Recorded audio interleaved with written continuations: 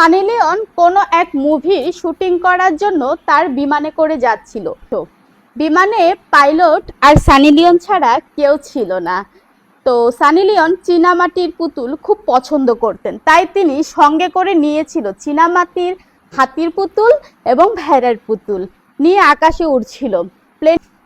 তার কিছুক্ষণ পরে আবার পাইলট ঘোষণা দিল, ম্যাডাম আরো কিছু কমাতে হবে। তারপর তার চীনামাটির ভেড়ার পুতুলটি ফেলে দিল।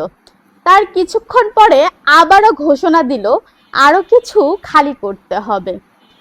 তো সানি লিওন এইবার তার অতিরিক্ত যত জামা কাপড় ছিল শরীরে সেগুলো ফেলে দিল। কিছুক্ষণ পরে পাইলট আবার ঘোষণা দিল, ম্যাডাম আরো কিছু খালি। কিছুক্ষণ পরে আবারও ঘোষণা দিল আরো কিছু খালি করতে হবে। সানি লিওন তো এবার চিন্তায় পড়ে গেছে, আর তো কিছু নেই শরীরে, শুধু ব্রা আর আন্ডারওয়্যার ছাড়া কিছু নেই।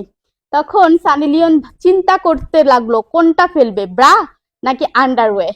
চিন্তা করতে করতে সে ভাবলো আন্ডারওয়্যার খুব জরুরি, তাই আন্ডারওয়্যার রেখে ব্রাটা খুলে ফেলে দিল।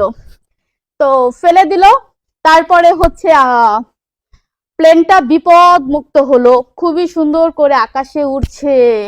সেইখান থেকেই শুরু হলো যেখানে সানি লিওন ভেড়ার পুতুলটি ফেলেছিল সেখানকার নামকরণ হয়েছে ভেড়ামারা, আর যেখানে সানি লিওন তার ব্রা খুলে ফেলেছিল সেখানকার নাম করা হয়েছে ব্রাজিল।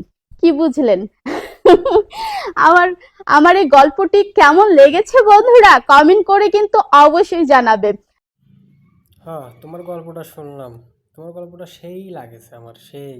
ঠিক আছে, তো এবার আমার গল্প শোনো। ওই বিমানের যে পাইলটটা ছিল না, সেই পাইলটটা ছিল কিরা ছিল জানো? সেই পাইলটটা ছিল তোমার আব্বা। বিমানের পাইলটটা ছিল তোমার আব্বা। এটা কি তুমি জানতে? তুমি তো জানতে না, এটা আমি জানতাম, বুঝছো?